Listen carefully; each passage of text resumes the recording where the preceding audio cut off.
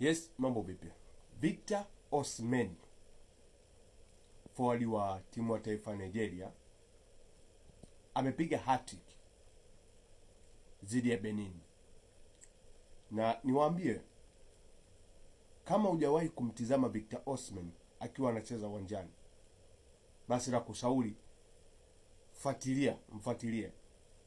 Naweza kusema Victor Osimhen ni bora kuliko Haaland, ni bora kuliko Harry Kane kwa sasa hivi.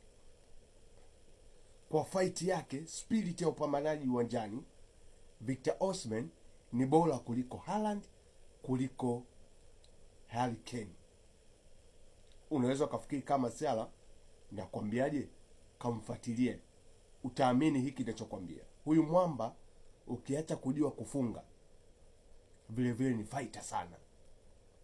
Amewapiga Benin. Unaweza kusema Benin ni timu ya kawaida, lakini Victor Osimhen kila timu anayokutana nayo huwa lazima awashe moto. Amepiga hat-trick na kuisaidia timu yake Nigeria kupambana kwenda kombe la dunia, kuendelea kupambana kwenda kwenye kombe la dunia.